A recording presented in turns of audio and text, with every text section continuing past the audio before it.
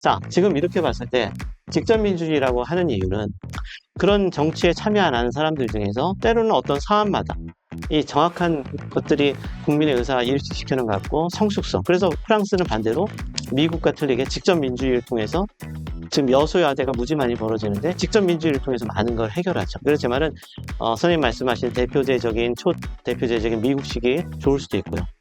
그 다음에 독일도 역시 마찬가지로 직접민주를 없앴습니다. 그런 방향도 있을 수 있어요. 오히려 지금 양당 독과점 구조가 돼서 뭐 사실상 두 당이 의원의 94%를 독점하고 지방의원은 뭐 98%를 독점하는 이 구조가 되니까 아무것도 안 되는 거예요. 네. 그래서 대표의 양식의 변화가 필요한 거지.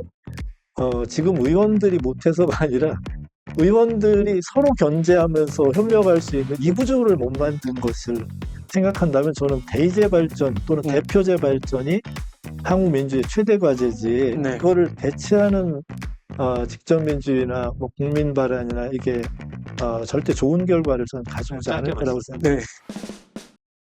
네. 장영근 홍익대 법대 교수님을 모셨고요. 그리고 지난 1회에 이어서 정치학자 박상원 박사님을 모셨습니다. 안녕하십니까? 네. 나오셔서 감사합니다. 네. 자, 이번 사태에 대해서 많은 의견을 그동안 제시를 해오신 두 분인데요. 오늘 개헌에 대해서 한번 자세하게 얘기를 들어보려고 합니다. 이번 사태가 결국은 한국의 권력 구조가 무엇인가 잘못 작동이 되고 있다는 증거이고, 결국 권력 구조를 개편하기 위해서는 개헌이 불가피하다, 이런 주장이 많이 나오고 있습니다. 다양한 의견이 나오고 있는데요. 대통령의 권한을 축소해야 된다는 주장에서부터 책임 총리제를 도입해야 된다, 또는 뭐 이원 집정부제나 내각제로 대통령제를 바꿔야 한다, 이런 여러 가지 의견들이 나오고 있습니다. 과연 우리에게 정말 지금 필요한 것이 개헌인지, 개헌을 한다면 어떤 방향으로 개헌을 해야 될지에 대해서 먼저 말씀을 좀 들어보고 싶은데요. 장 교수님 먼저 한번 말씀 들어볼까요? 예, 반갑습니다.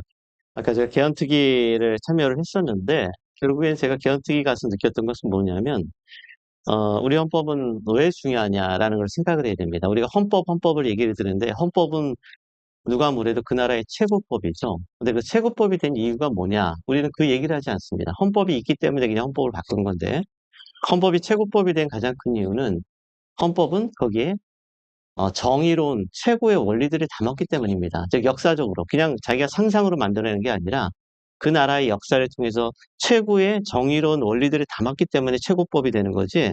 그게 만약에 정당한 원리가 거기에 담겨지지 않는다면 최고법이 될 리가 없죠. 이건 또 역시 마찬가지로 국민들이 지도자를 누구를 원하느냐, 수많은 리더십에 대한 논쟁이 있지만 지도자는 공정해야 됩니다. 그게 인류 역사서부터 사마천의 사기서부터 인류 역사에 돌이켜보면 가장 안정적이고 가장 정확하게 지도를 잘했던 많은 왕이나 우리 민주주의 지도자들 공통적 특징이 공정한 것이었습니다. 근데 공정함이라는 의미를 봐야 되는데 문제는 87년 체제는 우리가 만든 헌법은 공정했느냐, 이 부분을 다시 한번 좀 생각해 봐야 됩니다. 기존의 논의들은 이런 공정에 대한 논의 없이 그냥 정치공학적으로 막 자기들의 이해관계를 가지고 하는데 기존의 87년 체제의 가장 큰 특징을 보면 기존의 유신헌법 체제를 큰 틀로서 유지했고, 그럼 유신헌법까지는 우리나라는 어땠냐? 누가 뭐래도 독재적 체제였습니다.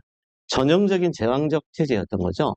근데 제왕적 체제는 그대로 갖다 놓고 바꾼 것이 하나 있으니 직선제였습니다. 근데 그 직선을 왜 했느냐? 돌이켜보면 그 당시에는 강력한 삼김이라는 후보가 있었기 때문에 어차피 대통령은 그들 중에 나온다는 것이죠.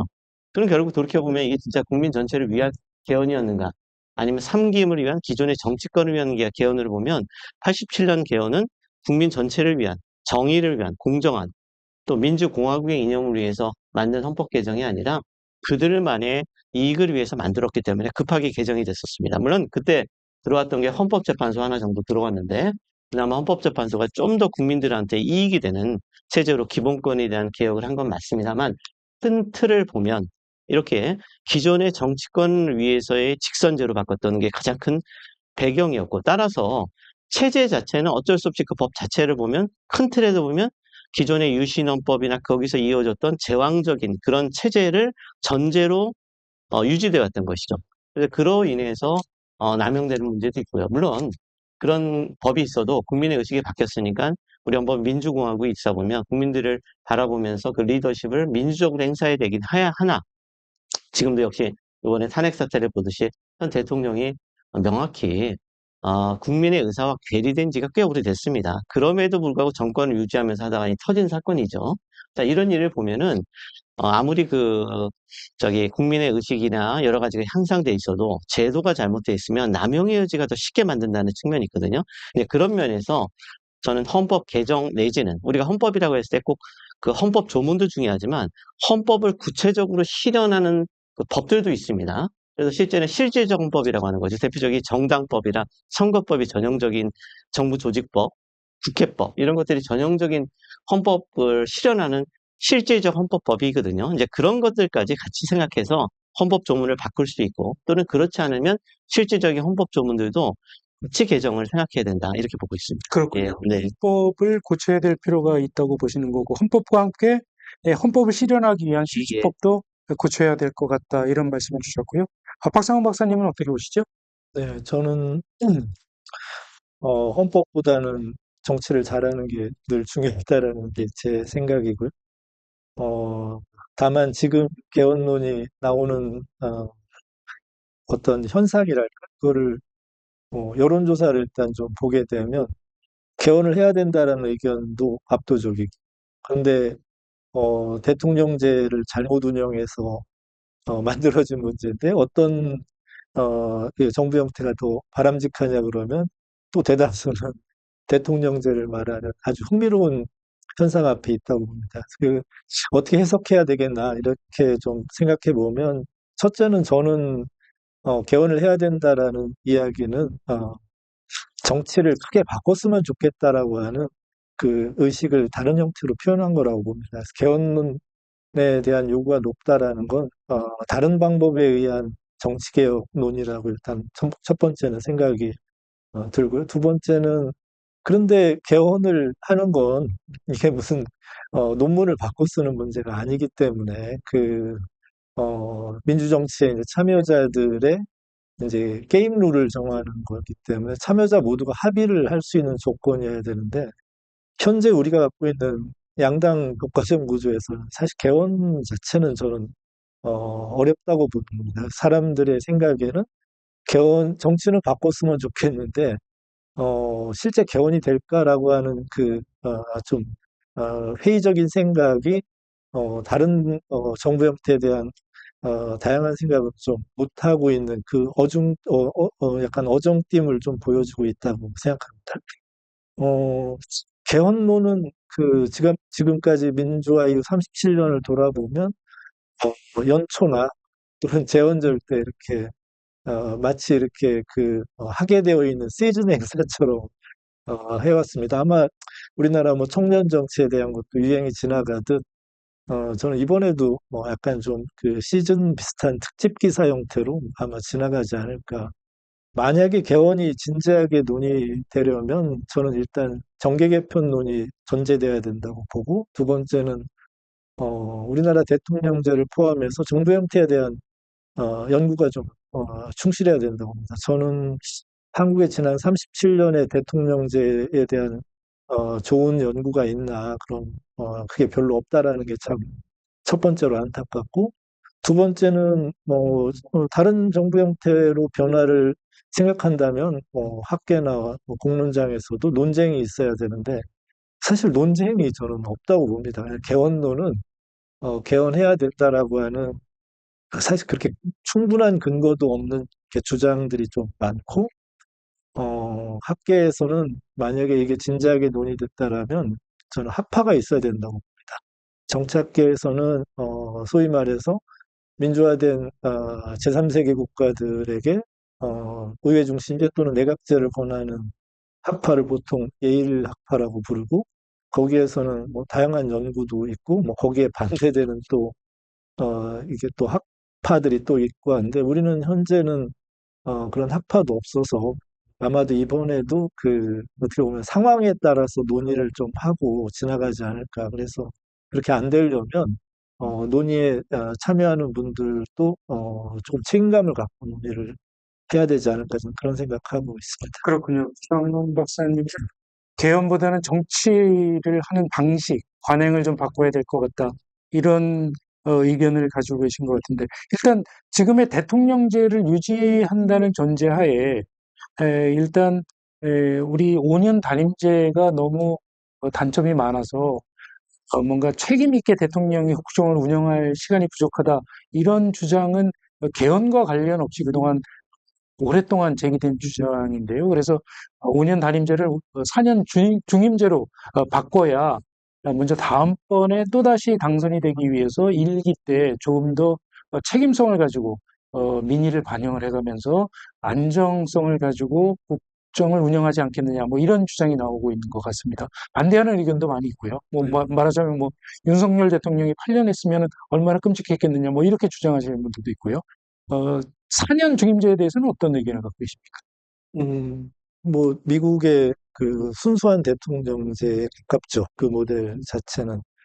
그러나 모든 그 제도는 장단점을 나눠 갖고 있다고 생각하면 꼭 장점만 이렇게 좀 보고 결정할 수는 없죠. 일단 미국도 4년 중임제 제도를 운영하고 있지만 평균 대통령 재임 기간은 사실 5.1년이고 가까운 뭐 일본이나 이런 데서도 행정 수반의 평균 재임 기간은 2년 미만입니다. 네. 되게 그 영국이나 독일처럼 뭐 내각제가 좀 오래된 나라들은 행정 수반의 뭐 재임 기간이 좀 길긴 한데 대개의 경우는 짧아서 못한 것도 사실 없다고 볼 수 있고 우리도 지금 민주화 이후 37년을 보면 사실 평균 재임 기간은 뭐 약 4.7년에서 5년 가까이 되니까 그리고 또 반대로 정당별 정권 교체를 생각하면 우리도 뭐 평균 재임 기간은 그보다 훨씬 길기 때문에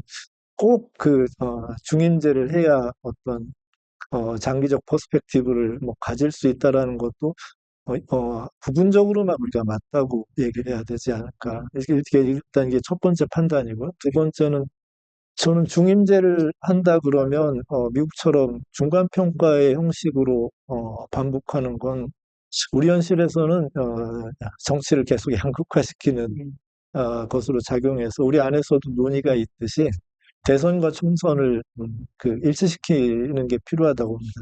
만약에 그 방향으로 여야가 합의한다면 저는 반대할 생각은 없습니다. 그게 일치한다면 뭐 정당 정치를 좀 안정시키는 데도 도움이 될 거라는 생각을 합니다. 하지만 이게 이상적인 최선이라고 생각하는 것은 이렇게 좀 약간 할인해서 우리가 이해를 해야 되지 않을까 이런 생각 갖고 있습니다. 교수님, 그런데 이제 사실 대통령이 취임을 하고 나면 국정 현안을 파악하는데 거의 뭐 1년의 세월을 보내야 되고 2년 차 때 조금 일하려고 하면 조금 있으면 또 선거 치르고 조금 있으면 레임덕에 들어가고 일할 시간이 없다라는 그런 주장도 일리가 있긴 있습니다.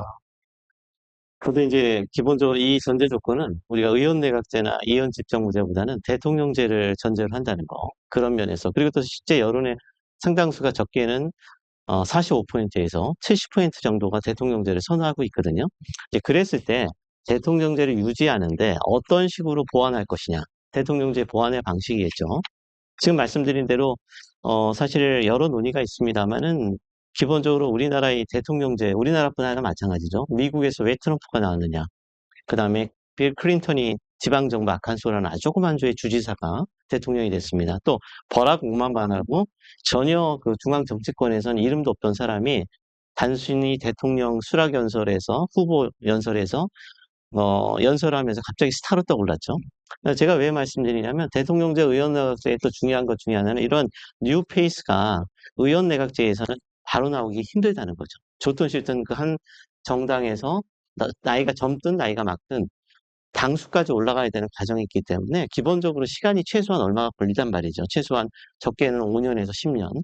근데 반면에 대통령제는 바로 이렇게 버락 오바마를 포함해서 트럼프도 마찬가지. 이 사람이 경제인이지 대통령이 될지는 누가 생각했습니까? 그러나 이런 기존의 정치권에 대한 불신이 강한 상태에서 뉴페이스가 나와서 대통령이 될 수 있는 겁니다. 그런데 문제는 뉴페이스의 특징은 뭐냐면 정치에 대해서 예전부터 많이 관심을 가졌다면 상관이 없는데 그렇지 않을 경우에 지금 말씀드린 대로 많은 걸 배워가고 할 쯤 됐는데 이제 끝나게 되면은 우리나라 정치는 항상 차기 지도자 쪽으로 힘이 쏠리는 현상이 가면서 레임덕도 레임덕이 되면 자연스럽게 이게 사람들 관심이 글로 가다 보면 이쪽에 힘이 쭉쭉 빠져나간단 말이죠. 자, 이런 문제를 봤을 때 만약 대통령제를 유지하는 게 타당하다면 한편으로는 정말 좋은 대통령이라면 중임제를 하게 해서 더 하는 거. 그다음에 장기적으로도 플랜이 필요한 게 최근에 우리나라도 보면 박정희 모델이 꼭 좋은 건 아닙니다만 좋든 싫든 오랫동안 했기 때문에 지속적인 뭔가 발전이 있었습니다. 근데 우리가 거기 모델이냐는 건 또 생각해야 되겠죠. 근데 이제 등샤오핑의 중국만 해도 우리가 생각했을 때 저희가 어릴 때만 해도 중국이 정말 못 살던 나라였는데 이렇게 올라온 데는 한 사람이 오랫동안 큰 그림을 그린 면도 없지 않아 있습니다. 그래서 이 두 가지를 봤을 때 중임제로 간다는 게 무조건 한 번 더 한다는 게 아니라 지금같이 윤석열 대통령처럼 전임기에 인기가 떨어지면 당연히 이제 떨어지게 되죠. 음, 그러나 그렇지 않고 잘한다면 좀 더 한 번 더 연장할 수 있는 거니까 좀 더 유연하다. 대통령제를 좀 더 유연하게 본다. 음, 저는 그런 측면이 있다고 보고요. 그런 의미에서 만약에 대통령제를 한다면 중임제도 나쁘지는 않다. 음, 다만 중임하는 그 순간까지는 잘했는데 중임 끝나고는 또 독재로 갈 수 있단 말이죠. 음, 그래서 이제 저는 이제 뒤에도 말씀드리겠지만 우리나라에 가장 필요한 게 뭐냐? 기존의 대표제라는 거. 사실 경제학으로 따지면 시장과 국가가 있을 때 국가만이 다 잘한다고도 할 수 없고 시장만이 잘한다고 할 수 없습니다. 항상 경제학이든 모든 건 시장 실패와 국가 실패는 정부 실패는 같이 벌어질 수도 있고 때로는 정부 실패가 먼저 일어나고 나중에 시장도 실패가 벌어질 수 있는 문제거든요. 어느 가능성 다 있습니다. 그렇기 때문에 이렇게 대통령이 잘못할 때 대비해서는 기존의 총선이나 이런 거는 너무 시간이 많이 걸리니까 직접 민주주의를 통해서 보완하는 것이 음, 우리나라는 좀 필요하다. 그래서 네, 대통령제를 간다면 직접 민주주의를 보완해야 되고 바로 이 형태가 우리나라에서 말하고 있는 프랑스의 이원 집정부제 전형적인 드골헌법의 체제가 바로 국민과 직접 하는 것이죠. 음, 그래서 뒤에도 또 말씀드리겠지만 우리나라는 직접 민주주의는 있습니다. 근데 문제는 직접 민주주의를 다 보면 국회에서 뭐 하거나 대통령이 안 하면 전혀 국민투표를 붙일 수 없어요. 국민을 원해도. 자, 이 얘기는 무슨 말이냐면 직접 민주주의의 가장 핵심적 요소는 국민투표 소환이 아니라 국민 발안, 이니시에이티브입니다. 음, 시작이 반이란 말이 있듯이 국민이 원해도 시작이 안 되죠. 이제 그런 것들만 보완만 한다면 음, 좀 더 대통령 중임제도 나름대로 잘만 하면 운영할 수 있고 또 잘못한 사람은 단임제로 끝나게 만들면 되는 거죠. 그렇군요. 예. 네. 자, 그러면 이제 이 사는 중임제로 한다고 하면 같이 논의가 돼야 될 것은 역시 대통령 한 사람에게 너무 권한이 집중이 돼 있으니 대통령의 권한은 분산을 해야 되는 게 맞다라는 주장도 같이 나오고 있습니다. 그래서 지금 일각에서 나오고 있는 얘기는 외교 안보, 통일 이런 쪽은 대통령이 계속 집중해서 권한을 행사를 하고 경제랄지 다른 부분의 경우에는 총리에게 맡기면 조금 더 효율적으로 국정이 운영되지 않겠느냐 해서 뭐 이용구 전 국무총리 같은 경우에는 지금 헌법에 국무총리의 국무위원 재청권이 보장이 돼 있으니 헌법만 잘 지켜서 국무총리가 재청권을 행사를 할 수 있도록 이렇게만 돼도 총리의 권한은 상당히 올라갈 것이다. 대통령의 권한이 분산될 수 있을 것이다. 뭐 이런 주장도 나오고 있습니다. 어떻게 보십니까, 박상 박사님은? 대통령 권한을 뭐 줄이고 하는 것은 좋은데 이제 그게 소위 말해서 뭐 분권형 대통령제 이렇게 가는 거에 대해서는 저는 좀 걱정이 훨씬 많습니다. 네. 그 어떻게 보면 뭐 나치즘이라고 하는 것도 뭐 대통령과 쉽게 생각하면 입법부를 둘 다 직선을 했을 때 가져오는 부작용도 있고 하기 때문에 어, 인위적으로 그게 쉽게 생각하면 정부의 그 기능과 권한이 이렇게 쉽게 나눠지는 것은 저는 어렵다고 생각합니다. 그게 필요로 할 만한 그 사회에 어떤 그 합의 같은 게 있거나 또는 그 제도를 감당할 만큼 책임 정치의 기반이 어느 정도 뭐 쌓여 있거나 하면 모를까 현재로서는 총리와 대통령 권한을 수평적으로 나누는 거에 대해서는 뭐 우리 현실에서는 아마 잘 작동하지 않을 것 같다라는 생각이 일단 들고 그 방법이 아니고도 대통령의 권한을 뭐 줄이는 방법은 저는 많이 있다고 생각합니다. 오히려 그런 그 우리 경험에서 온 것부터 좀 챙긴다면 예를 들어서 대통령 비서실의 규모를 저는 가능하면 그 지금 규모보다 3분의 1 정도 줄였으면 하는 생각이 있습니다. 미국이 소위 대통령 비서실이 사실 인구의 크기는 우리보다 6배 이상 큰데 우리랑 거의 비슷한 숫자인데 우리가 그렇게 많이 필요한가 좀 생각해 봐야 된다고 보고 또 대통령의 모델이 지금은 우리가 대통령이 되면 국정의 센터 역할을 하셔야 되고 비서실과 대통령실이 개혁의 센터 역할을 해야 된다고 그러는데 저는 우리 시대에 안 맞는 그 대통령 모델이라고 생각합니다. 대통령은 어떻게 보면 국민 통합과 또는 사회 정의를 위한 어떻게 보면 국가적 과제를 중심으로 하고 정당과 내각이 중심이 돼서도 일해야 된다고 보고 그래서 국무회의가 아니고 소위 수석보좌관들 회의에서 정부를 운영한다는 건 저는 우리나라 헌법에도 안 맞고 헌법엔 당연히 안 맞고 정부조직법의 원리랑도 아니 크게 충돌한다고 생각합니다. 그러면 비서들이 통치하는 일도 줄인다 그러면 사실 대통령 권한을 줄인 여러 가지가 가능할 거고 설령 헌법에 대통령 권한이 있다 하더라도 안 쓰면 됩니다. 사실 미국의 대통령들도 대통령 권한을 크게 쓴 사람보다는 크게 쓰지 않은 사람도 존경받는 대통령들도 많이 있기 때문에 그래서 지금은 더더군다나 이런 비상계엄 사태도 겪고 많은 분들이 대통령이 잘못 운영하면 참 체제가 크게 위험하구나 이렇게 된다 그러면 대통령의 모델이 대통령 일을 많이 하게 하는 쪽보다는 대통령 일을 줄이고 내각과 의회와 국회와 또 정당들과 부처들이 좀 더 일을 더 많이 할 수 있는 방향으로 좀 대통령 모델을 좀 바꿔가는 것도 좀 좋은 일이 아닐까. 그렇게 해서도 나중에 정 문제가 된다면 그때라면 대통령 권력을 내치 외치로 나누든 그때 또 논의를 해봤으면 좋겠다. 할 수 있는 것도 안 하고 그냥 설계도만 바꾼다고 해서 그게 될 일은 아니지 않을까 이런 생각 갖고 있습니다. 그, 대통령의 권한을 축소를 하는 방향은 맞고, 예. 우선 책임 총리제라는 이런 새로운 제도보다는 예를 들어서 대통령실의 규모를 줄이고 지금 있는 틀 안에서 대통령의 권한을 축소하는 게 맞을 것 같다. 이런 말씀이신 것 같고, 교수님 어떻게 보시나요? 저는 헌법자도 일단 헌법의 조문을 기초로 한번 생각해 볼까요? 헌법이 역사적으로 확립된 대원칙을 규정했는데 헌법 1조 1항에 대한민국의 주권은 국민에게 있다.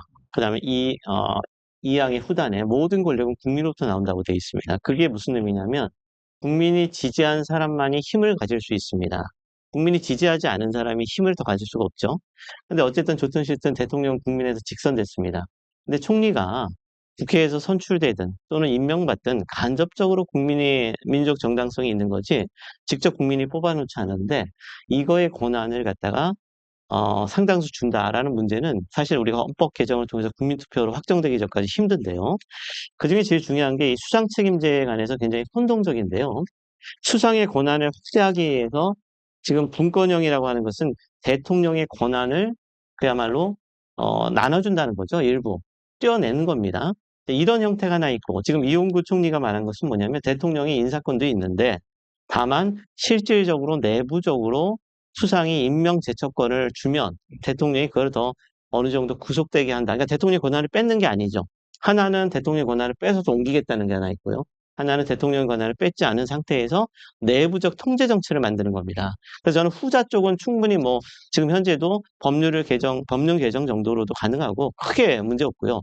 전자, 지금 저번에 박사님께서 우리 선생님께서 말씀하신 대로 내치 배치를 구분하는 문제는 한번 구분해야 되는 게 중요한 건 우리가 하는 모든 제도는 헌법은 역사적으로 확립된 원칙입니다. 즉 우리나라든 어느 나라든 역사적으로 이것 했는지를 한번 검증을 해야 됩니다. 우리나라에서 지금 가장 심각한 문제 중에 하나가 대통령 탄핵 사태에서 제일 심각한 게 여러 가지가 있지만 우리가 냉철히 봐야 되는 게 지금 검경 수사권 조정의 문제도 굉장히 문제가 심각한 거죠.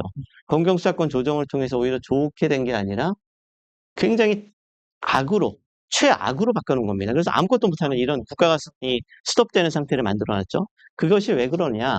조국 교수님을 포함해서 물론 한때는 제가 존경했던 선배님입니다만 그분이 검찰이 수사하고 지휘하는 나라는 전 세계적으로 거의 없다라고 얘기를 했어요. 근데 제가 보니까 OECD 국가의 대부분 봤더니 대부분의 거의 대부분 나라는 미국을 포함해서 검찰이 수사 단계에서부터 초기서부터 수사하고 수사 지휘합니다. 즉, 입법의 팩트를 완전히 거짓말을 했던 거죠. 입법 사기가 벌어졌던 겁니다. 그래서 지금 국민들한테 피해가 엄청 크죠. 대통령만이 이렇게 되는 문제가 아니라 소위 말하면 일반인들도 경찰의 수사를 맡겼더니 검찰의 수사 단계보다 월등히 길어져서 해결이 안 돼요, 지금. 국민에 대한 피해도 엄청납니다. 이거 경제학으로 따진다면 제가 아마 몇백억, 몇천억, 몇 조 단위가 될 겁니다. 자, 제가 왜 이런 말씀드리냐면 이걸 아까 우리 선생님께서 말씀하셨던 것처럼 정부 형편에도 정확한 검증이 없습니다. 세계 어느 나라에서 내치, 외치를 제도라고 한다면 첫째, 법학에서 제도는 종문화시키는 겁니다. 근데 이제 경제학이나 사회과학이 일반적인 건 관행까지 포함하는데 법으로 내치, 외치를 구분한 나라는 하나도 없습니다. 지금 모델이 되는 프랑스 형태를 보시면 알겠지만 프랑스 헌법은 지금 다 번역이 되어 있기 때문에 국회를 보시면 알겠지만 거기에 내치, 외치 구분도는 단 한마디도 없어요. 심지어 총리를 지금 분권형으로 논의되는 분권형 대통령제 내지 수장 책임제 형태로 내치, 외치 모델은 국회에서 총리를 선출하는 겁니다. 즉 국회가 주도해서 인사검증하고 뽑는 거죠. 그런데 그 프랑스 모델을 보면 프랑스는 국회의 동의도 받지 않고 대통령이 일방적으로 임명합니다. 사후에 문제가 될 때 해임 의결을 하는 거죠.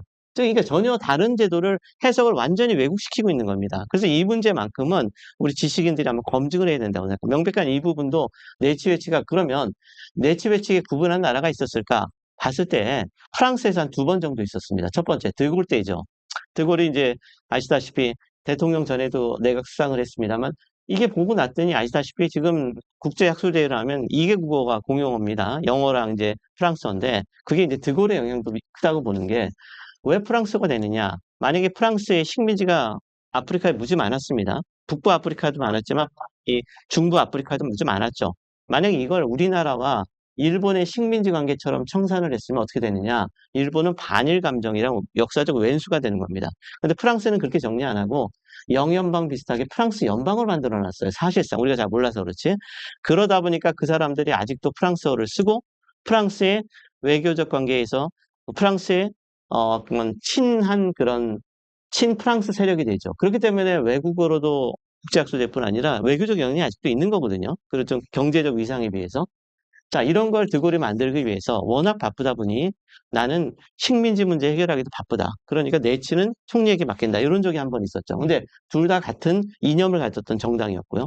두 번째는 미테랑이랑 시락 때 헌법에는 없었지만 미테랑이 좌파라는 건 아실 겁니다. 시락은 우파인데 시락이라는 우파가 다수파가 돼버렸어요. 그냥 다수가 아니라 상당수를 차지했죠.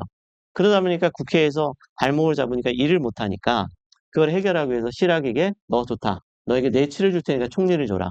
그리고 내가 외치를 하겠다. 라고 헌법에 없는, 조문에도 없고, 관행에도 없었고, 한 번 했던, 드골 때 했던 제도를, 관행을 한번 실험한 겁니다. 근데 그때 결론이 어떻게 되느냐. 미테랑 대통령이 지금 우리나라에도 도입된 떼제베가 우리나라 모델이죠. 네. 공항, 그렇죠. 철도. 근데 이런 것들을 전 세계 수출할 때 다니면서 대통령이 했더니 시락이 와서 마이크를 뺏고 싸우는 일이 벌어졌습니다. 그러니까 결국에 무역의 문제는 내치입니까, 외치입니까? 구분이 안 되죠. 문화의 문제만 해도 내치입니까, 외치입니까? 우리나라 겹쳐 있죠. 경제의 문제는 어떻게 되죠? 우리나라 수출 무정 국가입니다. 전형적으로 우리나라에서는 내치, 외치가 구분되면 작동이 안 됩니다. 그래서 이 부분을 구분한다는 게 말로는 될 것 같은데 힘들어요. 만약에 정말 구하자면 미국 정도가 가능할 수 있는 게 미국은 기본적으로 중앙정부가 전체 예산의 20%밖에 쓰지 못합니다. 그 예산의 대부분은 외교 국방이에요. 그래서 중앙정부가 지방자치가 워낙 확고하게 돼 있어서 아시다시피 United States of America라 스테이시죠. 국가죠. 그래서 우리나라의 국가에 갖추고 있는 모든 요소, 군대와 외교를 빼놓고는 완전히 헌법, 대법원 모든 걸 다 갖추고 있는 그런 미국의 각주가 있다 보니까 대통령이 할 수 있는 건 내치에 관여하는 게 사실 힘들지만 지금은 또 일부 관여를 하죠. 이제 그런 나라도 역시 구분되기 힘든데 우리나라 같이 수출이 무전 나라에서 내치 외치 구분은 애시당초 가능하지도 않고 세계 어느 나라를 봐도 헌법 개정의 모델이 되는 조문화된 나라는 없다. 그렇기 때문에 이 부분에 대해서는 정말 우리 학문적 사기라는 걸 감히 제가 말씀드리고 제가 강하게 이렇게 얘기하는 건 너무나 이게 우리나라는 검경수사권 조정을 통해서 아닌 거라도 여러 사람을 하다 보면 어느덧 그게 진실이 돼버려갖고 머릿속에 박혀버려요. 자, 이런 것을 깨는 것이 필요하다고 봐요. 그래서 그런 면에서 이 부분은 내치 외치는 힘들다. 그래서 이제 이 부분 때문에 2017년 개헌특위 했을 때 워낙 비판이 많으니까 분권형을 주장하시는 분들이 내치 외치 말고 권한을 나누자고 해서 나눠놨는데 그것도 명확지 않아요. 법치를 대통령한테 준다. 그다음에 공정거래를 뭐 누구를 준다. 이거 나누는데 과연 이렇게 나눌 수 있을까요? 국민이 이 사람한테 책임, 그리고 한 사람한테 권한이 집중되는 게 나쁘지만 또 하나, 그렇기 때문에 책임성이 명확합니다. 지금도 요새 비상 계엄 선포를 통해서 문제가 되지만 대통령이 사실 지금 내가 보기엔 가장 수세에 몰리는 사람이 대통령이죠. 왜? 그 사람의 권한이 셌기 때문에 책임도 너무나 명확하죠. 그런데 이걸 갖다 분산해버리면 과연 누구 책임이냐? 이것도 좀 민주주의에 맞지 않습니다. 그래서 의원 내각제도 이렇게 내치외치를 구분하는 의원 내각제 없고요. 단 총리에게 권한은 몰아주되 통제 방법을 많이 늘어놓고 권한을 뺏는 게 아니라 권한은 주되 하고 책임성을 강화하는 게 맞기 때문에 우리나라도 이렇게 권한 분산보다는 권한은 주되 이 권한에 대한 통제하고 더 중요한 건 책임성을 강화를 어떻게 할 것인가. 그래서 뒤에 또 나중에 말했지만 우리나라의 불소추 특권 이것 때문에 얼마나 시끄럽습니까? 내란 외환죄를 제외하고는 대통령이 그 책임을 안 진다. 소추되지 않는다. 우리는 당연하다고 생각합니다. 그러면 대통령이 있으면서 지나다니면서 살인하고 지나다니는 여성한테 극단적인 경우에 강간하고 뇌물 받고 폭행하고 그런데도 대통령직에 있다는 게 말이 됩니까? 이런 잘못된 책임을 완화하는 우리나라 규정부터 없애버려서 책임 강화를 가지고 저는 대통령제든 의원내각제든 다 좋습니다만 이런 걸 고쳐야지 지금 권한 분산은 가능하지도 않고 실현된 나라도 없다. 그렇기 때문에 이건 대국민 사기극이다. 이렇게 말씀드리겠습니다. 네. 대통령의 권한을 분산하는 것보다 책임을 강화하는 그렇죠. 것이 네. 맞는 방향이다. 그리고 권한을 내치와 외치로 분리하는 것도 현실성이 떨어지고 그렇게 실제로 하는 나라도 없다라는 그런 주장의 말씀이십니다. 이원 집정부제 말씀도 하셨는데 이원 집정부제 주장하는 분들도 꽤 있는데 네. 사실은 그렇게 현실성이 떨어지는 주장이라고 볼 수 있겠군요. 그러니까 이원 집정부제도 헷갈리고 있는 게요. 음. 이원 집정부제 모델은 대통령제가 의원 내각제 요소가 섞여 있는 걸 말합니다. 네. 근데 엄밀히 따지면 미국 제도도 완전히 영국에서 독립된 것 같지만 상당수 하나하나를 들어가면 영국의 이제 해임 의결권을 좀 발달시켜서 탄핵이 됐고요. 그 다음에 영국에 있는 제도들을, 의회 제도들을 재정 같으면 영국 걸 그대로 뺏겨왔습니다. 제가 왜 말씀드리냐면 의원 내각제와 대통령제를 완전히 이렇게 구분하는 것처럼 가지만은 실상은 들어가면 섞여 있어요. 왜 그러냐? 민주주의 초기의 나라는 영국이나 이런 의원내 국적에서 시작될 수밖에 없죠. 민주주의 초기의 나라의 모델을 다 무시할 수는 없죠. 다만 대통령이 직선은 되지만, 그러나 우리나라도 사실은 보면 총리가 있다는 자체도 직선되지 않은 부통령제니까, 부통령이 아니라 간선되는 총리도 보면 엄밀히 따져보면 의원 내각제 요소죠. 네. 그 다음에 국무회의도 약간 의원 내각제 요소가 있죠. 그러니까 이런 것들 중에 다 섞여 있습니다. 그래서 우리나라도 큰 틀은 이원 집정부제인데, 현재도 이원 집정부제입니다. 다만 이제 저희 개헌론에서 말하는 이원 집정부제는 그런 섞여 있다는 이런 학문적인 걸 떠나서 총리에게 실질적 내치의 권한을 주는 실질적 권한을 줘서 이 나라의 권한을 나누자는 건데 저는 이거는 현실적으로 가능하지도 않고 우리 국민들도 여론조사에 받아들이지 않을 뿐더러 네. 일부 제가 개헌 논의를 다니면서 얼마도 다녔지만 이걸 주장하는 분들의 특징을 보면 기존의 정치 세력들이 많습니다. 기존의 정치 세력. 근데 그분들 중에서 국민의 지지를 받아서 대통령까지 올라갈 수 있는 분들은 있겠지만 그렇지 못한 분들이 더 많아요. 기존의 정치 세력은 국민들에 대한 불신이 큽니다. 이런 사람들의 경우에는 아무리 해도 대통령제는 갈 수 없습니다. 근데 만약에 이게 내각제도 아니면서 대통령제를 하면서도 이걸 갖다가 다수당이 만약에 여소야대가 우리는 많이 만들어졌으니까 민주화에 그랬을 때 거기서 뽑혀지면 자기들끼리 해서 내치를 장악한다. 그럼 대체적으로 내치의 대표적인 영역이 뭡니까? 경제와 그 다음에 법치인데 경제와 법치가 그게 적은 겁니까? 굉장히 큰 건 아니죠. 실질적으로 우리나라 대통령한테 외치로 한정하면 우리나라 외교에 가서 대통령이 할 수 있는 여지가 있을까요? 우리나라 대통령은 외교에서 수능적 존재지 주도적 존재라고 하기는 우리가 G9이라고 했지만 지금 보니까 G13까지 떨어졌더라고요. 이런 나라도 결국엔 우리가 수능적 외교를 할 수밖에 없지 우리가 주도해서 외교를 바꾼다? 물론 그럴 가능성이 있기를 바랍니다만 현실적으로 힘듭니다. 그럼 국회 대통령이 국민에 직선되는데 실적 권한은 거의 없게 되는 거죠. 그러니까 이런 면에서 저는 이거에 주장하는 분들을 포장된 이상론은 좋지만 국민도 그렇고 저는 헌법학자로서 조문도 없고, 음. 그래서 이건 맞지 않는다. 그래서 그런 의미의 분권은 대통령. 그래서 이제 이것 때문에 나오게 된 게 이원 집정무제는 의원 내각제에 강하니까 국민의 여론이 너무 안 좋습니다. 우리나라 여론상 의원 내각제는 되게 싫어하죠. 음. 그 얘기는 국회에 대한 불신이 굉장히 높습니다.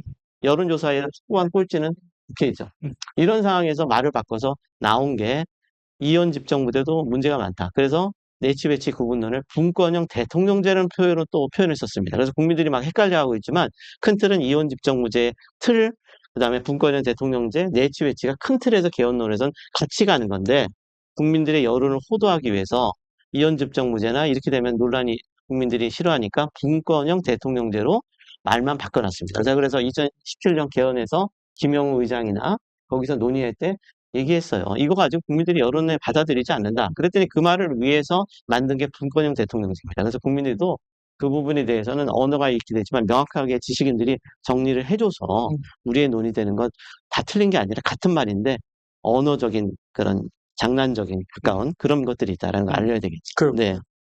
박상호 박사님은 우리나라가 현실적으로 개헌이 쉽지 않을 것 같다고 말씀도 하셨는데 사실은 역대 대통령들 거의 모두 개헌을 얘기를 했었습니다.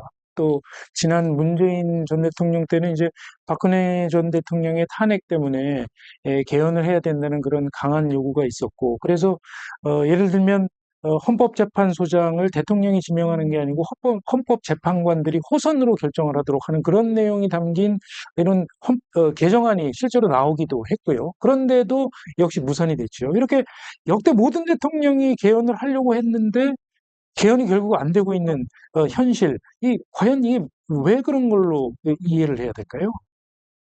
음, 뭐 인간의 행위라고 하는 게 그 본인이 사회적인 요구에 부응하려고 하지만 그렇게 보이게만 하고 실제 그런 압박에 노출되지 않으면 사실 약속이 잘 지켜지지 않는 면이 있죠. 그래서 대통령이 되고 나서는 그 전에 지난 8년을 기준으로 말하면 당선된 대통령이 개헌을 책임 있게 주도하는 것으로 지난 8년 전에 선거 과정에서는 그 각 후보들이 사실상의 합의를 했는데 대통령이 되고 나서는 일방적으로 이제 정부안을 내고 야당이 반대하게 되면서 나는 열심히 하려고 했는데 야당이 반대한다는 이유로 사실상에 이제 안 하겠다고 생각하는 것을 그렇게 저는 했다고 보죠. 그래서 그 약속으로부터 자유로운 상황이 반복되기 때문에 약속은 하고 실제는 지켜지지 않는다고 볼 수 있어요. 그러니까 권력 구조는 간단히 말하면 어, 그 돛대에 자기를 묶는 일종의 사전 구속 장치에 본인을 묶어야 그 약속은 실현되지. 뭐 대통령이 되고 나서는 뭐 이렇게 사후에 밀어놓으면 지켜지기 어려운 그런 일을 반복하게 되죠. 지금까지는 그렇게 해왔다고 해석할 수 있겠습니다. 어떻게 보면 결국 그 개헌을 해야 되는 사람들이 진정성이 그만큼 없었던 거 아니냐, 적극적으로 개헌을 하려고 하는 그런 뜻이 없었던 거 아니냐 이렇게 볼 수도 있겠네요.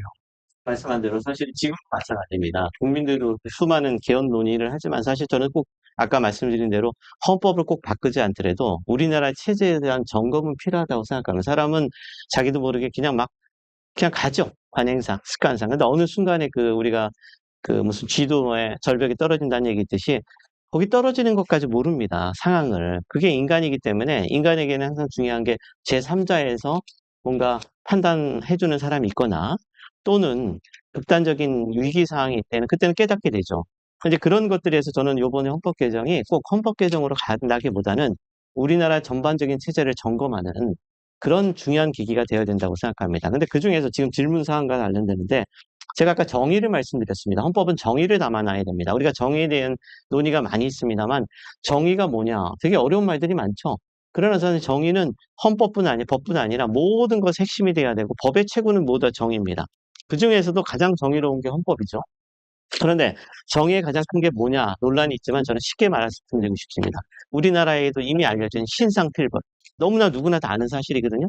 즉 잘못한 사람은 벌을 받고 좋은 사람은 상을 받는다. 제가 이것 때문에 사실 경제학자들이랑 논쟁을 벌이면서 경제학의 시초는 아담 스미스가 아니라 한비자다라. 그래서 제 의견에 동조하신 분들도 꽤 있습니다. 저는 그게 맞다고 봐요. 다만 아담 스미스와 한비자의 차이점은 시장에 대한 생각들이 좀 틀렸고 시대가 틀렸지만 큰 틀. 그래서 아담 스미스도 실제는 마지막에 죽기 전에 놀라운 사실은 법학책을 쓰다 죽었습니다. 근데 그게 재밌게도 한비자도 어떤 사람이냐? 유학자였어요.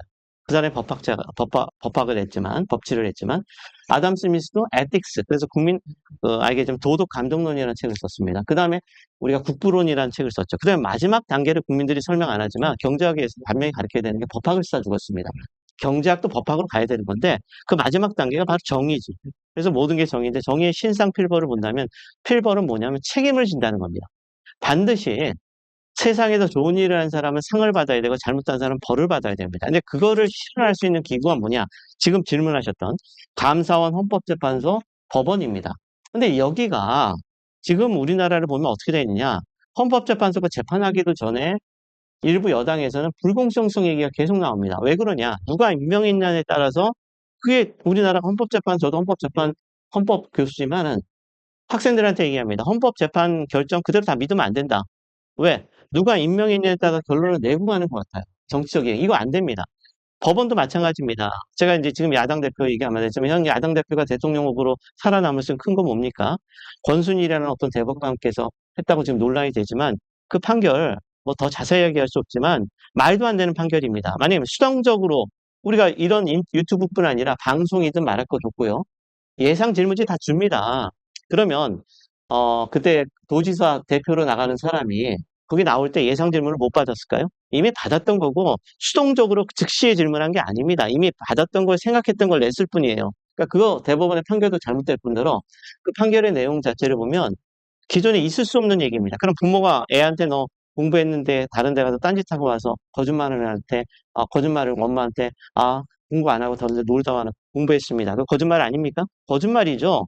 그 다음에 일반 사람들이 검사나 변호사 앞에서 증인 선서라고 했는데 수동적으로 질문을 했습니다. 그러면 자기가 능동적으로 말하는 게 아니죠. 질문을 받았는데 거기다 거짓말하면 위증죄 안 됩니까?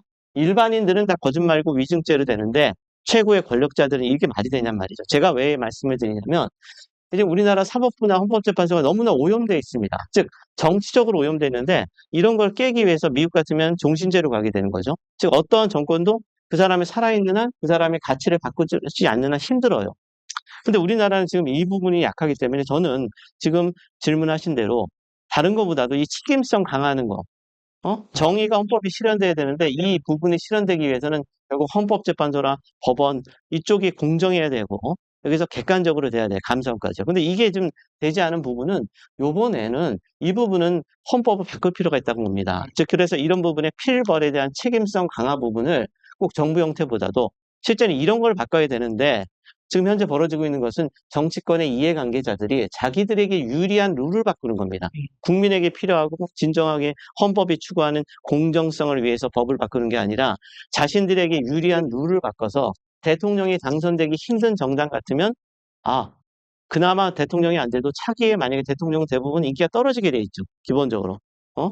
대부분 다 떨어집니다. 어디든. 그렇게 되니까 여소야대가 될 때 분권형 대통령제로 이제는 실질적 대통령 권한을 뺏어오겠다는 거고요. 그래서 여당 쪽이나 지금 여당에서는 분권형 대통령제 내지는 대통령의 당선이 약한 사람 그걸 주장합니다. 반면에 대통령 당선이 가능한 큰 민주당 같으면 지금 이걸 얘기하면 바로 내랑의 동조범이라고 얘기까지 한다고 신문도 나왔어요. 심지어. 이러니까 눈앞에 당선이 가능한 당은 개헌을 절대 반대하고 있는 겁니다. 즉 정치적 이해관계죠.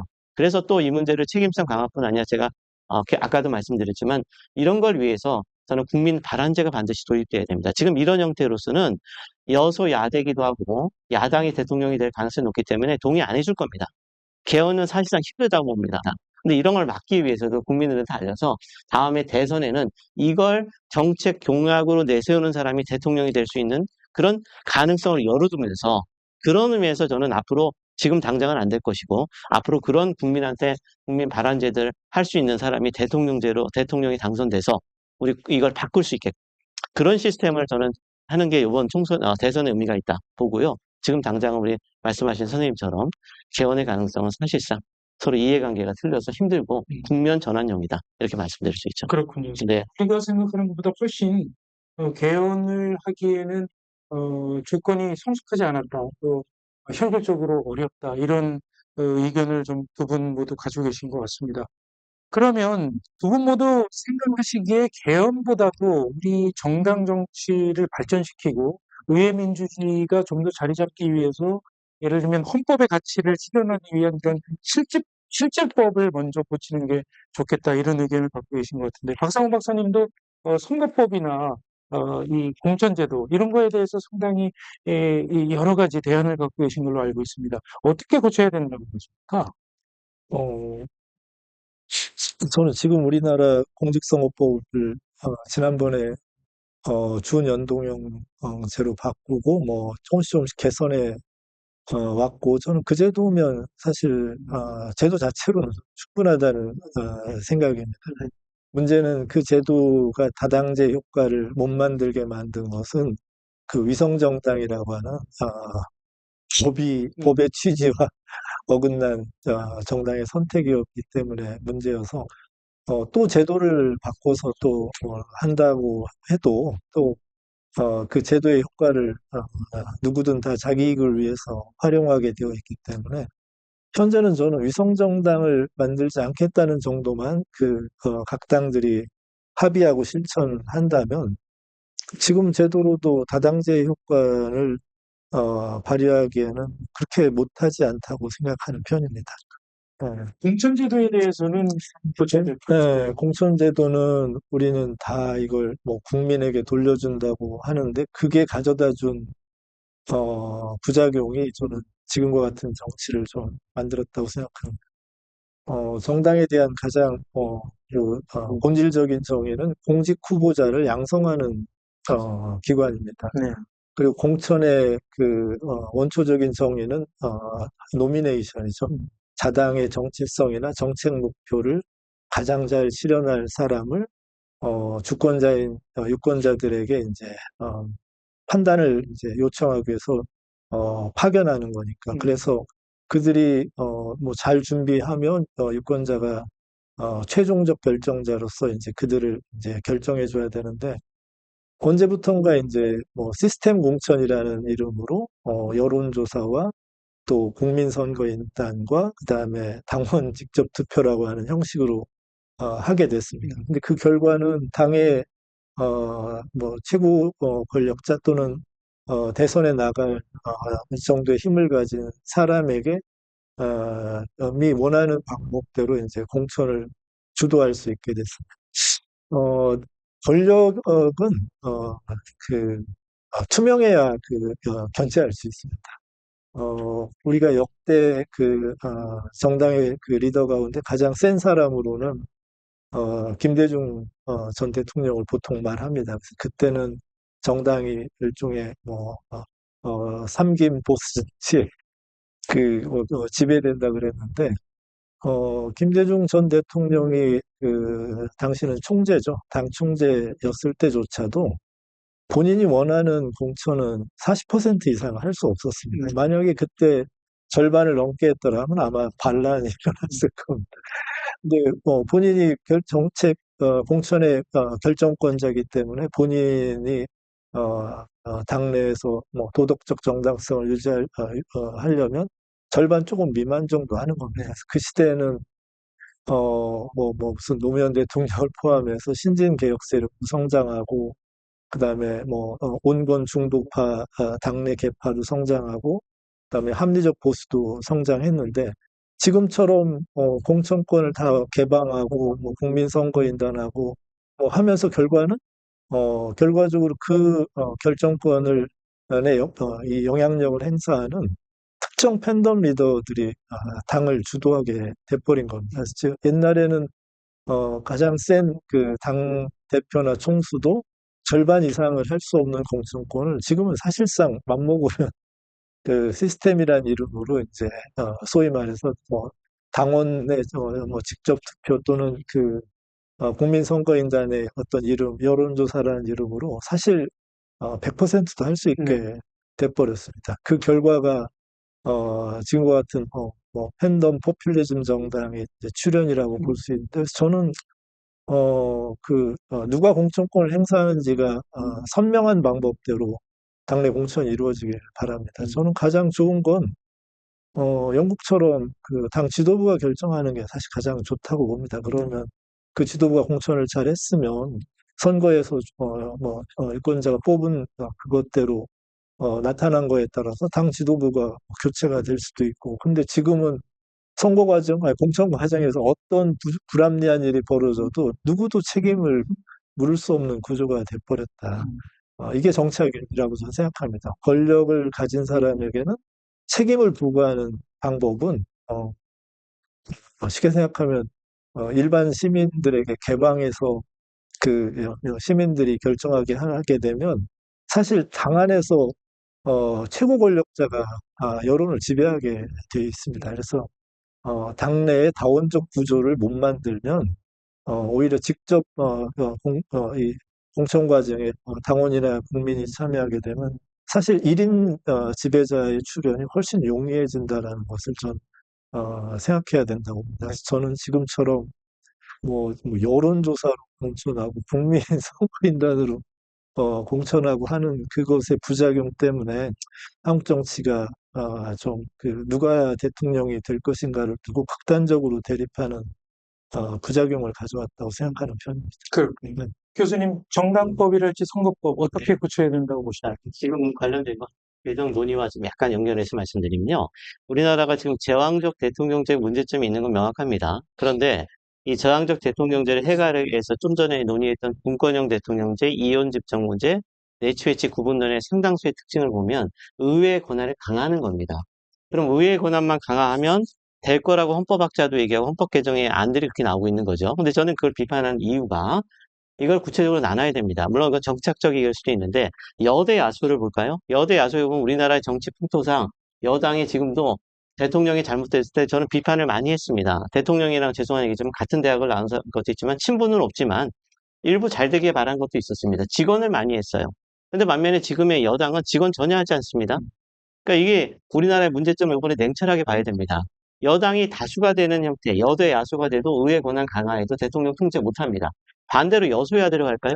지금이 전형적인 상태인데 여소야대는 국민이 생각하는 정당한 통제가 아니라 너무 과도한 사실은 정부에 대해서 수업시킬 수 있는 문제도 있어요. 탄핵, 저는 다른 거 다 빼고 여당, 야당 대표가 자신을 수사한 사람을 검사를 탄핵 소추한 거, 이건 명백히 저는 위헌적이고요. 직권남용으로 처벌받아야 될 문제입니다. 대통령도 잘못됐습니다. 비상가하면 저는 명백히 잘못했다고 보고요. 그 문제를 옹호할 생각 전혀 없습니다. 그러나 이건 왜냐하면 정의론에 우리가 신상필벌이라는 실체적 정의도 있지만 미국도 그렇고 로마 시대 때부터 있는 procedural justice라고 해서 절차적 정의가 있어요. 그 절차적 정의를 natural justice 또는 그 해석을 자연적, 당연적 정의라고 하는데 제1원칙이 뭐냐? 이해관계에 있는 사람이 판단하면 안 됩니다. 자신이 수사받고 있는데 자기를 수사한 사람은 자기가 탄핵 소추로 결정했어요. 그러니까 업무가 정지됐죠. 이건 명백히 불법입니다. 그건 누가 해야 되느냐? 제3자인 법원이 그게 맞는지 아닌지 판단해주고 거기서 법원이 검사가 명백히 남용했다고 하면 그때 탄핵 소추해도 늦지 않습니다. 제3자의 판단이 있었으니까. 근데 이런 문제도 같이 봐야 되거든요. 자, 이랬을 때 여소야대가 과연 대통령 권한을 정당하게 통제하느냐. 통제는 됐는데 이건 통제가 아니라 마비를 시킬 수도 있습니다. 자, 제가 말한 건 지금의 현재의 논의는 너무 추상적인 언어 유의적이고 실제로는 작동되지 않는 겁니다. 그 원인이 뭐냐? 여당이 왜 대통령에 직언하지 않냐? 지금 앞에 말씀하신 선생님처럼 공천권 문제도 있는 겁니다. 그러니까 대통령이 이제 들러리가 쓰는 거죠. 그런데 이 문제는 또 제가 또 다시 한번 헌법학자로 기존의 정치학자와 다른 얘기를 한다면 우리나라는 왜 그럼 여당이 꼼짝 못할까? 그럼 야당도 마찬가지입니다. 요번에는 그렇게 하지만은 상당수 이 강도를 또 이렇게 막 조정도 해요. 그걸 보면 뭐냐? 여야 국회의원 할 것 없이 다 비리가 많습니다. 비리 정치인이 많아서 대통령이 장악하고 있는 제일 큰 게 뭐냐? 검찰권과 경찰권입니다. 근데 거기에 대해서 걸리면 살아남을 수가 없을 사람들이 너무 많아요. 그래서 사실 이 문제와 관련돼서는 단순히 공천권 문제도 있지만 깨끗한 사람이 될 수 있도록 사실은 이 문제에 대해서 정리를 좀 할 필요가 있습니다. 그러니까 여당도 야당도 사실은 그 전제로 비리가 많다 보니까 대통령에 대한 검찰, 경찰권을 빠져나갈 수 없다는 문제도 생각해야 됩니다. 지금 차기 대선 주자에 나온 야당 대표도 제가 뭐 어떤 누구를 현 대통령이 잘못했던 건 명확히 하지만 정가도 많으시지만 지금 논란이 되는 것도 너무나 많습니다. 이거 굉장히 심각한 문제입니다. 이런 상황이 되다 보니 우리나라는 의회가 대통령을 통제하는 게 사실상 불가능한데 그러나 이거는 우리가 국민들이 그런 사람 뽑지 말고 제도적으로 빨리 고치도록 해야 되고요. 해야 되지만 그 다음 문제는 제가 공천권과 선거법 맞다고 보십니다. 우리 선생님께서 잘 말씀하셨기 때문에 그 부분에 대해서는 동의하고요. 어찌됐든 간에 제가 보면 영국식이든 미국식이든 국민회의에서 사전적으로 국민회의에서 참여해서 뽑아준 미국식으로 가든지 사후적인 정당이 자기가 지도부가 하고 나서 선거에서 책임을 지든 국민에서 책임지는 형태로 가야 됩니다. 국민이 뭔가 관여해야 되고요. 근데 이게 안 될 수도 있습니다. 우리나라에서. 왜냐? 국민들이 잘못했지만 그래도 아이고 그래도 한 번 더 뽑아주자. 이게 계속되고 있는 겁니다. 그러니까 여야 양당 구조가 굉장히 다당제로 되는 게 좋을 것 같고 새로운 신선한 정당이 나와야 되는데 나오지를 못하죠. 자, 그랬을 때 이 문제 때문에 저도 생각하면서 이 문제를 공천권으로 해결할 수 있을까? 참 저는 어려운 문제라고 보고 그래서 이런 문제 때문에 영국에서도 기소가 되면 그 국회의원들을 소환하는 제도가 우리나라에서 사실은 제왕적 대통령 제도지만 또 하나 중요한 것을 알아야 될 것이 저는 제왕적 의회라는 점도 반드시 말씀드리고 싶습니다. 전 세계 어디에서 우리나라 국회만큼 센 나라는 미국 정도입니다. 미국 하나 정도를 외에는 나머지 나라들 우리나라 국회처럼 세지 않습니다. 의원회관이 있고요. 보좌관 숫자도 많고요. 월급도 있고요. 기타 모든 제도적 측면에서 우리나라가 미국보다 보좌관 정도 적고요. 그 다음에 상원에서 인사권에 있어서 우리나라가 강한 것 빼고는 나머지는 없습니다. 그런데 우리나라 거기다 더 국회의원들은 수많은 특권을 가지고 있습니다. 그래서 제가 2006년서부터 쓸데없이 교수되면서 처음 했던 게 우리나라를 위해서 국회의원 특권 폐지 운동을 벌였던 사람입니다. 그게 20년이 지나서 국민들이 옳다고 생각하지만 실현은 안 되고 있죠. 이건 대통령만 문제도 아니고 국회 자체도 다 안 됩니다. 그래서 제가 아까 말씀드린 직접민주주의가 필요하다고 보는 점이고요. 그 다음에 또 하나는 아까 선거법을 빼셨기 때문에 제가 말씀드린 선거구 문제도 봐야 됩니다. 선거구를 보면 지금 여당이랑 야당에서 의석수로 따지면 엄청난 차이가 나죠. 2배 가까이 차이 나는데 득표율로 따져보면 그와는 거리가 굉장히 근소하게 차이가 났습니다. 그런데 그 득표율의 차이에 비해서 선거에 당선된 의석수는 너무나 차이가 나는 거. 이게 맞는죠. 이 부분도 전 냉철하게 봐야 된다고 생각합니다. 그래서 저는 재정법도 하는데요. 재정 관련돼서 전 세계 재정을 보면서 그나마 재정이 제대로 실현되는 나라들의 특징을 봤더니 지역구보다는 비례대표자가 많은 나라들일수록 좀 더 국가 전체, 재정이라는 국가 전체에서 우선순위를 둬야 되거든요. 그런데 지역구로 가면 가장 중요한 게 최고의 과제가 자기 지역이에요. 다른 나라 국가 전체의 문제를 보는 게 아니라 지역 문제만 봅니다. 그래서 지역구가 있는 대표적인 나라가 미국 같은 나라가 국가 부채가 엄청나게 올라가죠. 그나마 미국이라는 건 기축통화국이고 부존 자원도 많으니까 여러 가지 수단이 있으니까 견뎌내지만요. 우리나라 같은 나라에서는 그게 쉽지 않죠. 그래서 저는 기본적으로 영국도 몰락도 저는 지역구 문제도 한번 생각해 봐야 될 문제로 봅니다. 영국이 해가 지지 않은 나라에서 지금 이렇게 몰락했죠? 의원 내각제도 있지만 저는 지역구 문제도 봐야 된다고 생각합니다. 그래서 이런 부분에 대해서 좀 지역구를 갖다가 좀 더 비례대표제로 더 많이 확대시켜야 된다. 지금처럼 지역구가 주도하고 비례대표제에 있던 사람들이 나중에 지역구로 가야 되는 게 지극히 당연하고 힘도 그렇게 가는 것보다는 비례대표제를 좀 더 늘리는 부분은 어떨까? 그럼 국민의 전체적인 의사와 의석수를 좀 더 합치시는 건 어떨까? 그래서 연동형 비례대표제 지금은 아주 기형적인 거죠. 사실은 아시다시피 독일의 연동형 비례대표제는 의원 정수가 딱 정해진 게 아니라 변동이 되죠. 국민의 의사와 지역구랑 일치될 때는 그나마 많이 가지만 괴리되는 경우도 생기거든요. 그럴 경우에는 국회의원 정수가 300명으로 정해진 게 아니라 더 늘어나기도 합니다. 왜? 민주주의 합치시기 때문에. 그래서 우리가 이런 뭐 어떤 연동형이든 뭐든 이건 헌법 개정하지 않고도 할 수 있는 문제라서 이 부분도 국민의 의사와 일치시켜야 됩니다. 그럼에도 불구하고 그렇게 모든 걸 해도 저는 안 된다고 보는 게 기존의 대표자에 의해서 국회와 대통령제이 너무 썩었기 때문에 이것만 경우에는 전형적으로 경제학에서 말하는 악화가 양화를 구축하고 그들만의 독과점 체제가 되어 있는 시스템에 대해서 들어오질 못하게 하는 거죠. 그래서 신선한 인물이 들어와도 거기서 정당 내에서 클 수가 없습니다. 튕겨 나가게 되는 구조죠. 그렇기 때문에 저는 이런 공천과 선거제도 바꾸면서 동시에 다시 말하지만 우리나라는 직접민주주의를 도입해야 되고 그리고 신선한 인물에 대한 요청 때문에 저는 대통령제를 유지해야 된다고 보는 겁니다. 우리 국민들이 뉴페이스를 위해서. 그렇군요. 네. 마지막으로 저는 이제 직접민주주의를 가지고 제 인생을 살아온 사람입니다. 근데 왜 직접민주주의냐? 하나 말씀드리고 싶은 건 직접민주주의 모든 교과서에는 직접민주주의는 선동정치라고 하죠. 근데 제가 말씀드리고 싶은 건 오늘날 벌어지는 전 세계의 포퓰리즘은 다 대표제 하에서 벌어지고 있습니다. 대표제에도 포퓰리즘이 벌어지고 직접민주주의도 선동이 됩니다. 전제 조건은 부정확한 정보죠. 그러면 어떤 체제가 좀 더 정확한 정보가 많이 양산될 것이냐?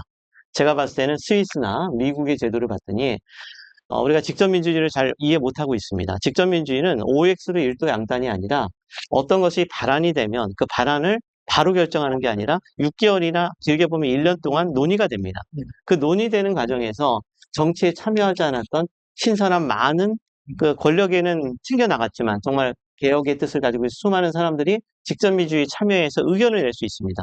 그렇기 때문에 저는 직접민주주의로 지금 현재 대표제를 보완해야 되고, 그다음에 대표적으로 지금 오늘날 벌어지는 현상을 보면 윤석열 대통령의 탄핵에 대해서 70% 가까이가 찬성합니다. 근데 이재명 대표에 대해서 당선에 대해서 지지는 37%입니다. 근데 이걸 지금 기존의 대표제로 가면은 이재명 대표의 당선이 훨씬 높아지는 거죠. 이걸 보면 바로 국민의 의사가 명확하게 하나하나 민주주의지만 반영되지 않고 왜곡이 되고 있는 현상이 벌어지고 있습니다. 그래서 저는 이런 면에서 직접민주주의를 한 번 더 보완했으면 합니다. 그 독일이 예. 그 이제 나치즘을 겪고 나서 이제 없앤 제도가 국민투표입니다.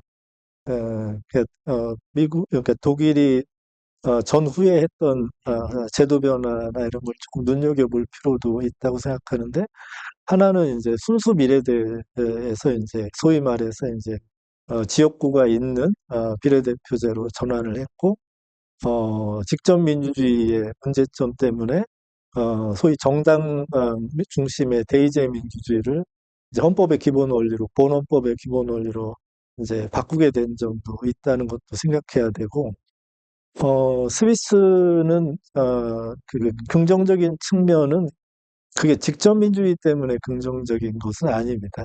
스위스는 간단히 말하면 뭐 권력 분점 체계를 아예 6개 캔톤으로 제도화한 거고, 스위스가 갖는 어떤 이 작은 국가의 국제정치적 조건 때문에 그 나라의 어떤 뭐 이렇게 경제력이나 이런 건 있지만 제도 자체는 사실 걱정하는 사람들이 아주 많습니다. 일단 투표율은 40%밖에 안 되고 사실상 정권 교체가 없죠. 왜냐하면은 늘 이제 소위 말해서 의석을 분점하는 지역 분점 체계이기 때문에 그리고 그러기 때문에 이 나라에서는 여성들의 투표권이 1971년에 주어지고 여성들의 피선거권이 이제 81년에 주어졌고 스위스의 하층 노동시장은 대개 이주민들이 이렇게 하는데 이주민들의 권리가 이제 보장이 잘 안 됩니다. 국회의회에서는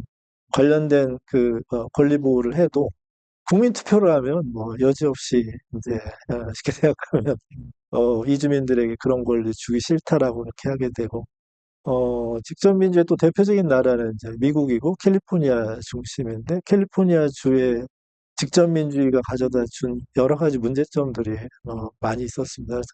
연구도 많이 있고 그래서 좀 대표적인 건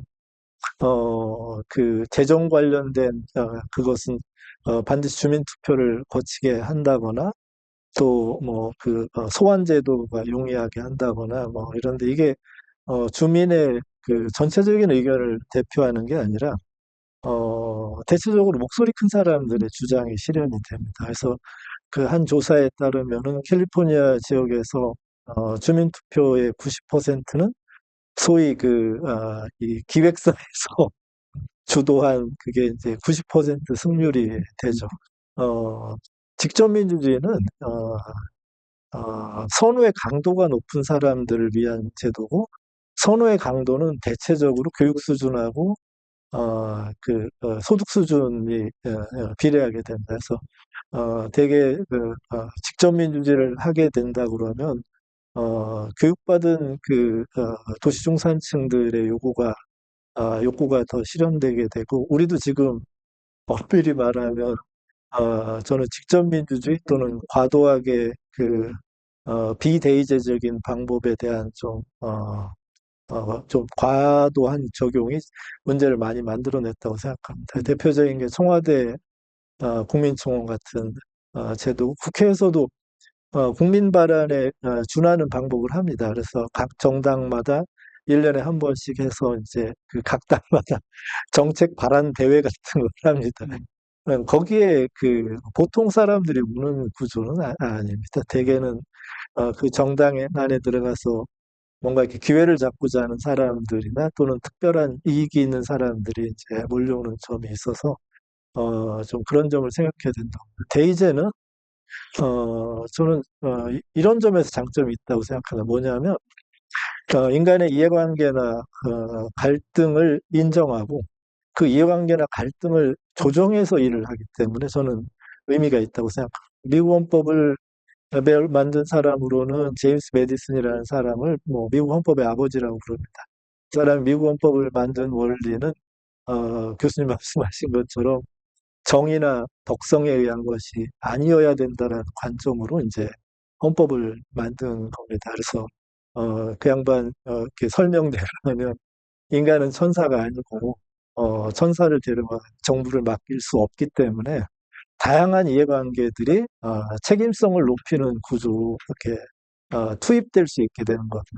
그리고 그걸 소위 말해서 직접 아테네 민주주의용에서처럼 직접 참여하는 걸 그분은 이제 순수 민주정이라고 부르고 그 순수 민주정의 폐해 때문에 이제 헌법의 원리에서 공화정이라고 하는 제임스 메디슨 말 그대로 하면 그 스킴 오브 레프레젠테이션이라고 하는 그 구조를 통해서 누구도 일방적으로 독점하지 않게 하는 것. 그게 헌법에서 권력이 결과적으로 정의로울 수 있는 정의롭고자 하는 목적으로 만든 게 아니라 누구나 다 이익을 갖고 있고 누구나 다 야심을 갖고 있고 누구나 다 인정받고자 하는 전제 위에서 이 소위 말해 정부의 구조를 짠 것. 저는 그게 우리 지금 입헌주의의 그 원리를 점검할 때도 저는 그 문제를 좀 다뤘으면 좋겠습니다. 그래서 이제 우리가 선택을 하는 미국의 결국엔 대통령제가 간선되는 게 과연 올바른 것이냐. 바로 메디슨 때는 그 얘기를 했죠. 그리고 그 시대 이후에 얼마 1900년대 초에도 독일도 역시 나치즘을 탄생시켰습니다. 제가 보기엔 그게 바로 직접민주주의의 잘못된 점이고 프랑스 혁명 초기에도 공포 정치로 가서 수많은 피해를 줬던 거 역시 마찬가지입니다. 근데 그 전제 조건은 국민들이 결정할 사람들이 무지했다는 거죠. 성숙이 안 됐다는 거죠. 그럼 지금은 과연 질문 중에 하나가 일반 국회의원이나 대통령이나 이런 정치에 참여하는 사람들과 일반 국민들의 성숙도를 봤을 때 과연 어디가 높을까요? 그리고 또한 거기에는 일반 국민도 있지만 수많은 기자들, 수많은 지식인도 있을 수 있습니다. 그랬을 때 이걸 포함하는 것들이 다 지금 비정치 집단이고 참여는 하지만 그렇다고 자기 주도권을 갖지는 않죠. 그래서 이런 면에서 100% 옳다고 보지 않습니다. 그리고 아까 말한 드골의 바로 프랑스의 우리가 이원 집정부대로 잘못 논의되는 그 형태가 전형적으로 대표제를 없애자는 건 절대 아닙니다. 저는 지금 선생님 말씀한 대로 대표제에 그런 장점이 있어서 틀림없이 대표제는 유지해야 됩니다. 가장 큰 이유는 일반 국민들은 저한테 정치하라면 저는 정치를 안 하겠습니다. 왜냐? 저도 1년 동안 개헌특위를 해보니까 여기서 이 말싸움하고 이런 소모적인 논쟁을 한다는 건 너무 싫어요. 그리고 노래를 잘하는 사람이 다 가수가 되는 거 아닙니다. 그 중에서 가수 중에서도 노래도 잘하지만 뻔뻔하고 그걸 좋아하는 사람만 하지 더 잘하는 숨은 진수가 무지 많습니다. 자, 지금 이렇게 봤을 때 직접민주주의라고 하는 이유는 그런 정치에 참여 안 하는 사람들 중에서 때로는 어떤 사안마다 이 정확한 것들이 국민의 의사 일치시키는 것 같고 성숙성. 그래서 프랑스는 반대로 미국과 틀리게 직접민주주의를 통해서 지금 여소야대가 무지 많이 벌어지는데 직접 민주주의를 통해서 많은 걸 해결하죠. 그래서 제 말은 선생님 말씀하신 대표제적인 초대표제적인 미국식이 좋을 수도 있고요. 그 다음에 독일도 역시 마찬가지로 직접 민주를 없었습니다. 그런 방향도 있을 수 있어요. 근데 그 전제 조건은 적어도 대표가 우리 국민들이 수긍할 수 있는 그런 정도까지는 끌어올려야 될 것 같고요. 그렇지 않을 때는 또 프랑스도 한번 양쪽을 고려하자는 얘기죠. 하지만 네. 어느 한쪽이 옳다라고. 사실 예, 이유는 예, 예. 우리가 완전하지 않기 때문에 합니다. 그러니까 만약에 우리가 여론조사나 국민투표를 통해서 결정하게 되면 저는 공익적 결과로부터 멀어진다고 생각합니다. 그래서 정치의 영역이 있는데 정치의 영역은 시민의 여론은 하나일 수 없고 시민의 이해관계도 하나일 수 없고 서로 정념이나 뭐 야심의 차이가 존재하는데 이것을 일정하게 묶으면 그 세력은 약속을 하게 됩니다. 우리가 그걸 공약이라고 부릅니다. 만약에 공약하지 않으면 아무리 수준 높은 국민도 자신의 야심과 정념으로부터 벗어날 수 없기 때문에 만든 게 저는 정치라는 제도고, 현대는 그런 민주주의를 하는 게 이제 시민의 다양한 의견을 정제하는 대표의 기능들이라고 생각합니다. 우리가 왜 안 되냐? 대표의 수준은 전 세계에서 한국이 최고 높습니다. 스펙으로 기준으로 따지면, 학력 수준은 뭐전 세계 어딜 내놔도 한국보다 나을 수가 없고, 한국은, 정치하는 사람의 교체가 잘 안 되는 것처럼 우리는 보통 말하는데, 한국처럼 교체가 많이 되는 나라는 사실 없습니다. 우리나라 초재선 의원은, 언제든 정치의 75% 정도 차지합니다. 초재선 해가지고는 사실 정부 운영을 알 수가 없습니다. 예산을 볼 수도 없고, 그래서 보통은 미국 같은 경우는 정말 하원 의원도 10선, 20선 위원장을 수두룩하고, 독일도 조사해 보니까 상임위원장은 평균은 다 5선 이상입니다. 그리고 정치를 우리나라처럼 대통령으로 정치 시작하는 사례는 아까 오바마 얘기도 했지만 오바마는 84년부터 정치를 시작한 거니까 그 양반이 정치까지 대통령까지 가는 데는 사실 하버드 로스쿨도 가고 자기를 정치에 맞출 수 있도록 준비하는 거의 24년의 기간도 있었고, 보통 유럽의 민주주의 오래된 국가들은 국회의원이 되기 전에 정당의 그 당적 보유기관도 대체적으로 다 10년 이상 또 20년 가까이 됩니다. 그러니까 우리처럼 만약에 이렇게 많이 교체되고 시민들의 의견이 많이 들어가면 이게 좋은 게 아니라, 그렇게 되니까 정치는 끊임없이 바뀌고 새로운 사람이 들어오고, 대통령도 어느 날 갑자기 원래는 정치하지 않겠다고 선서했던 국가기관에 사람이 들어와서 하는데, 이런 일이 좀 벌어진다고 생각합니다. 정치에 전 자율성이 좀 돼야 되고, 자율성이 존중되면 가장 좋은 건 정치하는 사람들이 서로 견제할 수 있어야 되는데, 그게 여야가 견제할 수 있는 게 최고 좋습니다. 우리가 좋은 냉장고를 사용하고 싶다고 일반 소비자들에게 그 냉장고 회사에 가서 냉장고 이렇게 직접 만드는 걸 가르칠 이유가 별로 없습니다. 냉장고 회사들이 양질의 경쟁을 하게 하는 것이 소비자가 좋은 냉장고를 이렇게 운영할 수 있게, 소비할 수 있게 한 것처럼, 우리는 대표의 구조가 지금 우리 교수님도 말씀하신 것처럼 비슷한 정당이 독과점 구조를 가진 게 문제입니다. 저는 양당제도 얼마든지 그 시민 여론을 이 넓게 대표되는 정규분포적인 양상을 가지면 양당제의 장점이 살 수 있는데, 지금은 서로 어떻게 상대가 멸망하기를 바라는 양당제를 하기 때문에 이 포괄되는 대표 영역이 좁은 거죠.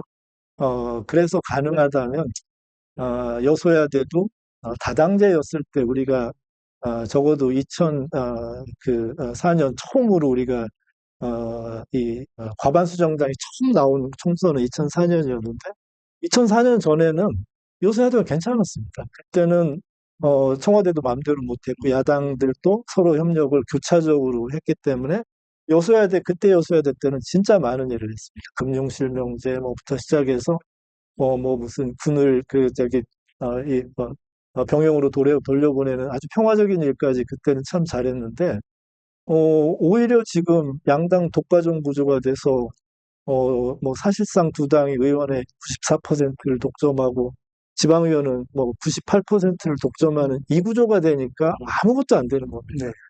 그래서 대표의 양식이 변화가 필요한 거지, 지금 의원들이 못해서가 아니라 의원들이 서로 견제하면서 협력할 수 있는 이 구조를 못 만든 것을 생각한다면, 저는 대의제 발전 또는 대표제 발전이 한국 민주의 최대 과제지, 네. 이거를 대체하는 직접민주주의나 국민 발언이나 이게 절대 좋은 결과를 저는 가져오지 않을 거라고 생각합니다. 네. 선생님 말씀대로 네. 저는 대표제를 대체할 생각 절대 없고요. 불가능하다고 봅니다. 그래서 선생님 말씀에 전적으로 동의하고, 거기에 대해서 직접민주주의가 이렇게 충격을 줌으로 대표제를 독과점에서 좀 더 경쟁을 만들어서 보완할 수 있기를 바라는 거죠. 결코 이제 선생님 말씀에 반대하는 건 아니라는 겁니다.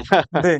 자, 직접민주주의 어느 정도 수준까지 우리가 가져가야 할지, 이건 사실 별도의 굉장히 긴 시간으로 별도의 토론을 해야 될 이런 주제가 아닌가 싶기도 하고요. 자, 오늘 아무튼 좋은 말씀 많이 들었고 우리나라 민주주의 발전을 위해서 애쓰시는 두 분 감사합니다. 앞으로도 종종 찾아뵙고 말씀드리도록 하겠습니다. 자, 감사합니다.